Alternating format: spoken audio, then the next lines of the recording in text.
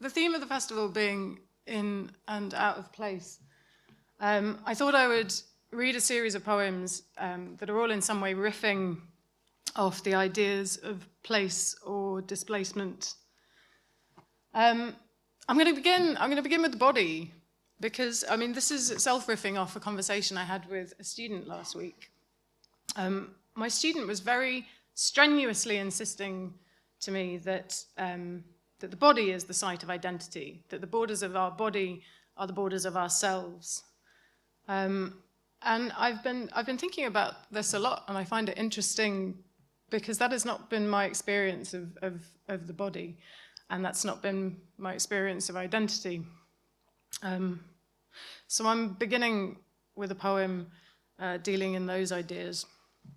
There are three things I ought to say or ask about this poem before I read it.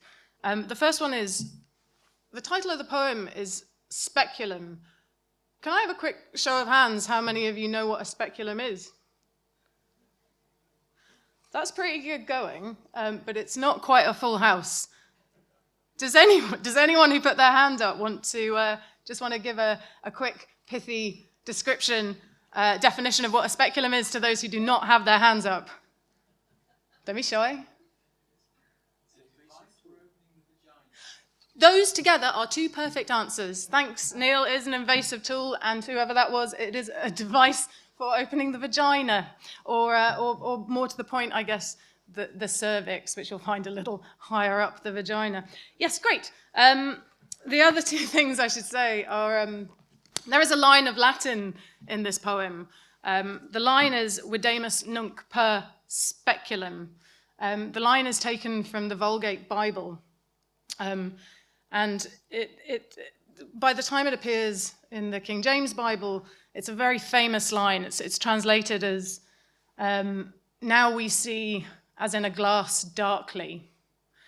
One of the ways you might translate the Latin is, now we see as in a mirror or looking device, because that word speculum is the Latin word for a mirror or a looking device.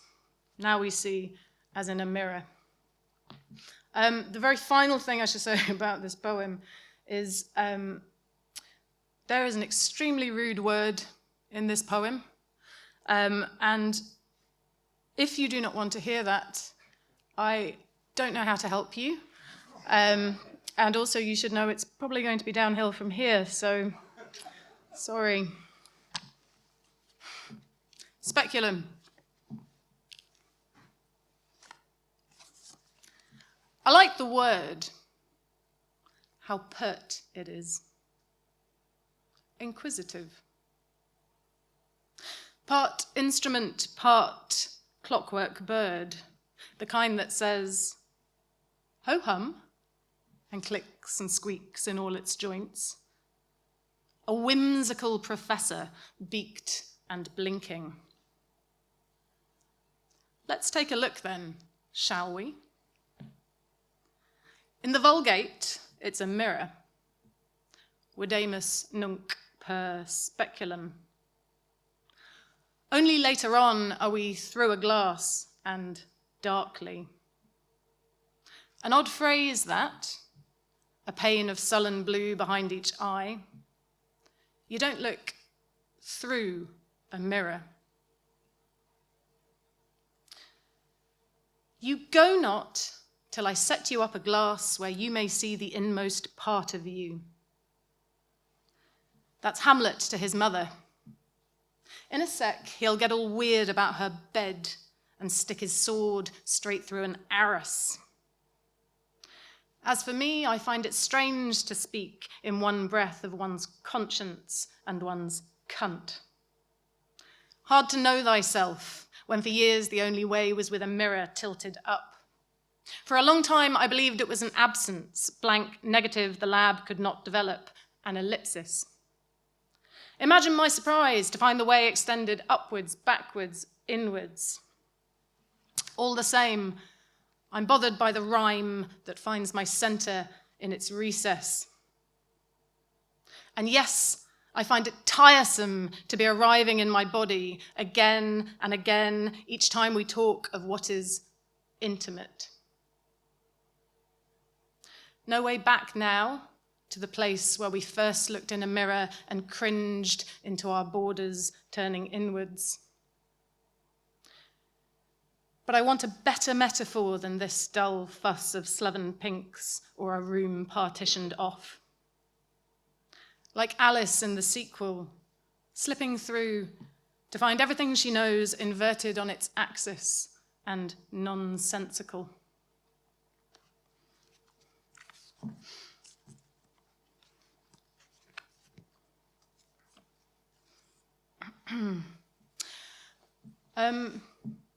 Yeats, the Irish poet W.B. Yeats, had this mad idea that the place where our responsibilities began was in our dreams. I really like this idea. I like the idea of the dream not as this sort of daft neurochemical delusion, but as a place, as a haptic space, and a place that might inspire loyalty or offer instruction, and towards which you might feel affection or loyalty or responsibility. This poem is dealing in that idea. It's one of those. It's a poem masquerading as a dream, but the dream is masquerading as a place.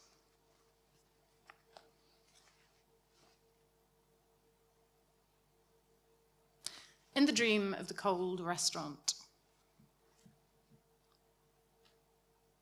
The man with the buttonhole and broad lapels is folding and refolding a white napkin.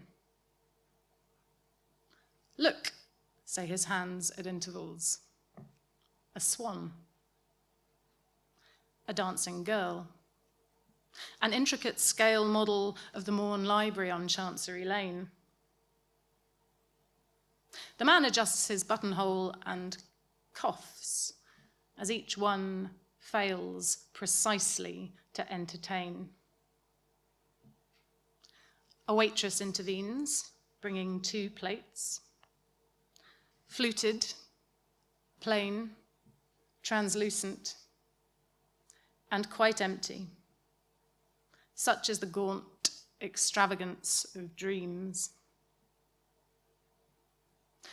That waitress, though, all elbows, wrists, and hips. A strip of exposed skin reveals a scar on the nub of bone that finishes the spine. No, not a scar. A burn. A full-blown wet rosette. Just like the one you earned at 17 from a fuck on a nylon carpet.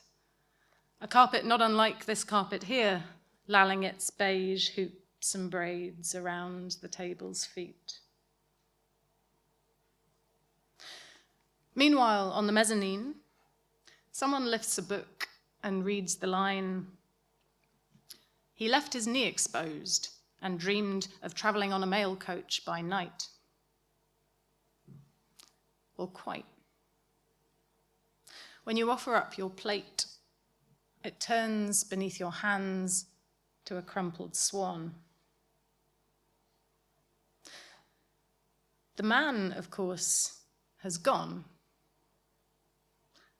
Such is the glib economy of dreams. So find a way to bear it, if you can. The man who folds and cannot please. The cheap carpet telling its idiot riddle. The girl who has not learned to move between compassion and contempt. But then other people's dreams are very dull, as the waitress knows with all the brutal certainty of being 17. And she's gone too. She'll pull this city to the ground before she'll take your plate, let alone your pity.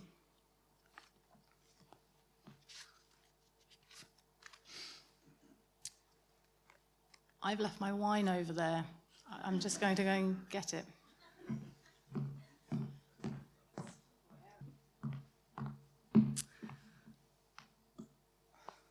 better.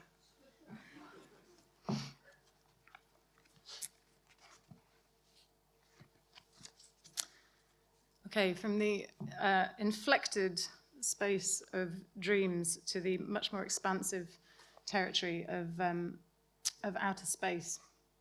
I think anyone keeping tabs has probably spotted by now that actually my commitment to the idea of place is what started quite tenuous and is becoming increasingly tenuous. Sorry about that. I'm a massive pervert, so I set myself a rule and I break it.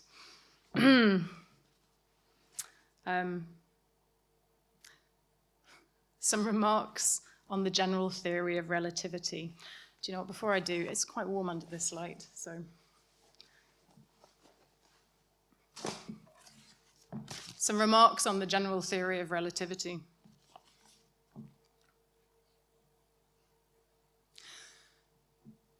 Space, it turns out, curves. Space itself. And time does too, or rather, space and time together curve and stretch wherever there is matter. And this has always been the case, but no one thought to tell me. Practically, this means that if I lived up a mountain and my twin lived by the sea, then one or other of us would be younger than the other. I don't have a twin. I've got an older brother who says we never landed on the moon. An uncle who thinks aliens are farming us as food, who says the end is coming and coming very soon. An aunt who liked cocaine, who had the 7 sisters tattooed across her back when she got clean. And a father who took off like a comet when he could, who won't be coming back this way again, not in this life. As for me, my sense of things in general is loosely sentimental. And outer space, with all its borderkin of quark and anti-quark and light and dark, is no exception. I like the bits that look like us, that look like human things. A little spooky action. Some unexpected pairing locked in formal equilibrium. I like the null and void of a black hole, but only, let's be honest, as a vehicle where the tenor is depression. Beyond that, I find I'm fairly chilled by distances and zeros, by emptiness and lack, by the eerie little whine in the word vacuum. Last night, washing dishes, I looked up to see my neighbor staring at her sink with all her dishes piled beside her. A mirror trick configured by the way the houses here have of bending round each other. Our paths don't ever cross. We keep our different hours. But the houses here are small, the walls are thin. I hear her talking sometimes on the phone. I hear her cough at night. I hear the little clunk of the cabinet in her bathroom, the same cheap bathroom cabinet that I have in my bathroom, the same cheap clunking cabinet all landlords put in flats. And yes, I must assume she hears that little clunk. She hears me cough at night. She hears me talking sometimes on the phone. She's thought, these walls are thin. She's looked up from her sink to see her twin in a square of yellow kitchen light with 10 dark feet between. Then the knife edge found my finger and it came up red and sudden. That scandalous reminder of all that ties us down and ropes us off from one another.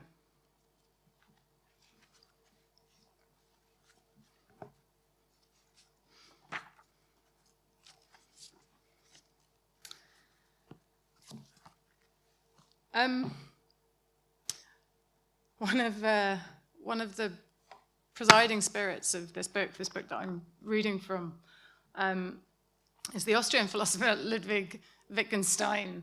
I wasn't sure if I'd sound like a wanker saying that, and I'm still not sure if I did, but it's true. So one of the things that kept Wittgenstein up at night was the problem of when we talked about pain, when we talked about the idea of pain or said we were in pain,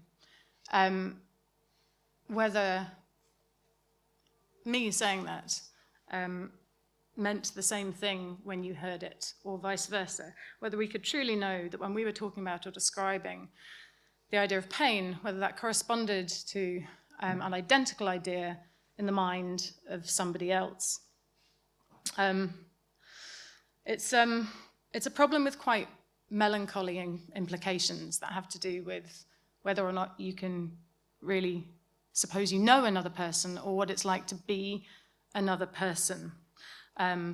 Another way of putting this is it poses this idea of another person as a place and asks the question, can you really visit that place? Yeah, I won't dwell too much on the melancholy consequences of that. That's something to take home, I guess. But it's the vexation, I think, at the heart of this book. And there's a sequence right at the end of the book that turns around and about this idea quite a lot. It's quite a long sequence, so I won't read all of it, but I've never read any of it out loud before, so I thought I would read some sections. To explain, the sequence takes as its central motif quite an unusual one. It's a feature of church architecture that's known as a squint. And a squint is a kind of aperture cut in the wall of a church. The idea being that in times of sickness, someone with leprosy could kneel outside the church and look in through the squint and witness the elevation of the host to the altar when people with leprosy were not allowed to mingle with the general congregation. So the squint is exactly this, is this aperture through which you would witness the goings-on inside. I'm just going to read 4 short sections from this.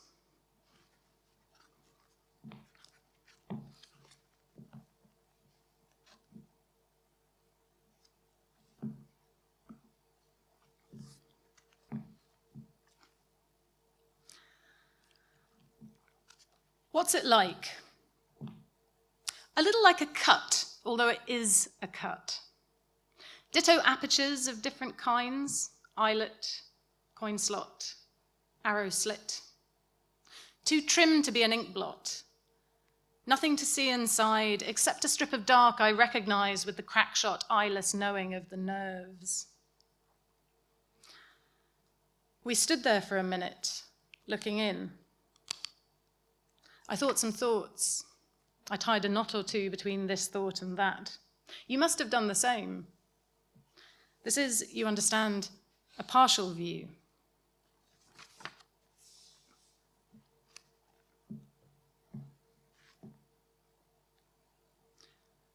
I looked into the cut, and you did too, but I'll go first. I'll start with what I know. I know this dark. Silence has a pitch, and I know this one well, know all the low vibrations in its key. The seasoned oak, the balusters, the fluent scrolls and reels. Lilies, opened throats, oasis, smoke, a painted heart with thorns, a resting bell. The borders of the shape, its halt and hold, its havening insistence, stop right there. The firm hand, the answering pressure. The closest thing I know to bliss, this sweet relief of measure, sweet release of being told, there now, that's enough. You, of course. I'd know you anywhere by the nimble little streak of heat or luck that prints itself like lightning on the air whenever you are here and all around you. I know it, but I don't know what to call it. Your signature, your rune, your afterglow.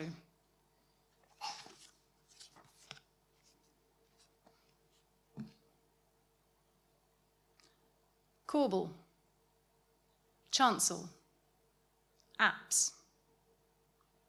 We know the names, but not where they belong. We lift the lid on each one like a music box instead and feel the notes turn back to stone and brass and polished wood. I didn't know you then. And when we strayed our separate ways. Nonetheless, there are lines we could recite in unison and spells that bound us then that bind us still, and that's a kind of knowing, I suppose.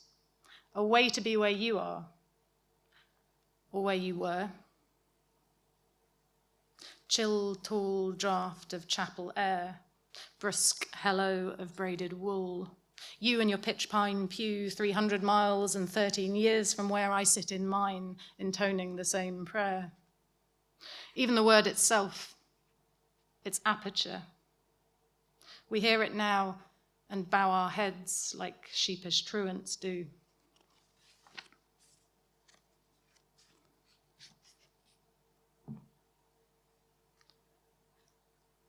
Let's have a name for it. Not harm, but what comes after, the formal aftermath of damage done. It's hard to hit that note. I know the ones that bleed or blurt, demanding quick attention, little tender words and good alarms for urgent problems. The scar is hot, the wound is wet, their scandals are still young.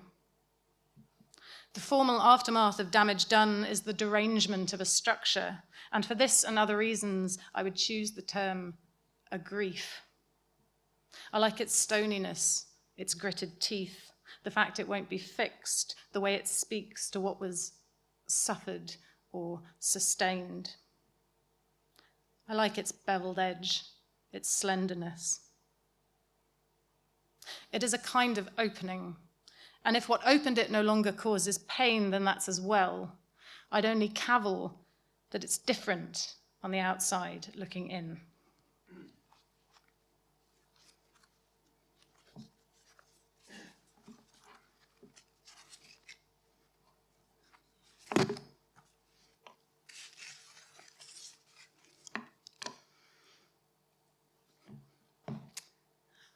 About suffering, they were never wrong, the old masters.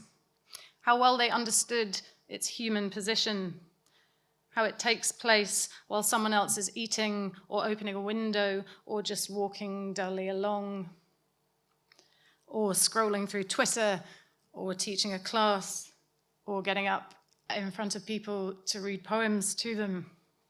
I've thought quite a lot about those lines recently. I don't think I'm probably not the only person who's thought a lot about those lines recently. Most particularly, I've thought quite a lot about what it means to be sitting on board the expensive, delicate ship sailing calmly on, while elsewhere there is a boy falling out of the sky, or something falling out of the sky. And with that in mind, I want to finish this reading with two poems that are not by me, that are by other writers.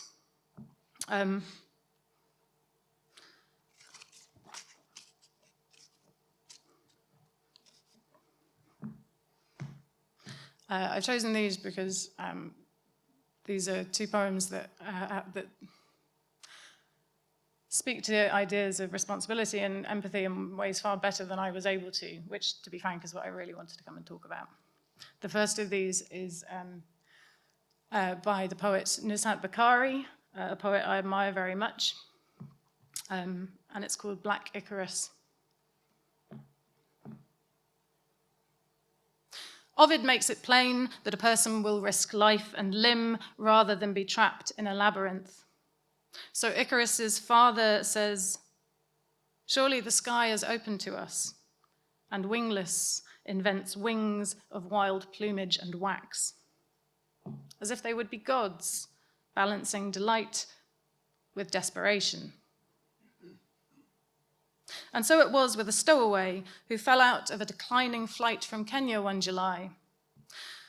Frozen hard in the landing gear, he smashed in a Clapham garden beside a sun worshipper. One neighbour said the noise was of collapsing scaffolding.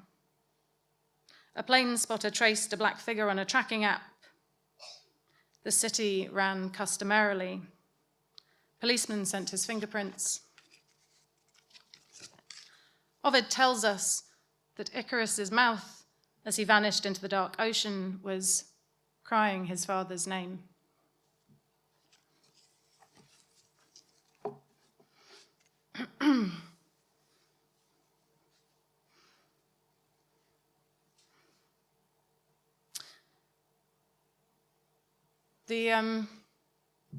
The second of these, and the poem I'm going to end on, is a poem by the poet Mahmoud Darwish, who during his lifetime was considered the national poet of Palestine. It's as simple and as complex an instruction in empathy as I can think of. Now as you awaken. Now as you awaken, remember the swan's last dance. Did you dance with young angels while you were dreaming? Did the butterfly light you up when it burned with the eternal light of the rose? Did the phoenix appear clearly before you and call you by your name? Did you see the morning dawn from the fingers of the one you love? Did you touch the dream with your hand, or did you leave it to dream alone, aware suddenly of your own absence? Dreamers don't abandon their dreams. They flare and continue the life they had in the dream. Tell me how you lived your dream in a certain place, and I'll tell you who you are. And now, as you awaken, remember if you have wronged your dream. And if you have, then remember the last dance of the swan. Thank you.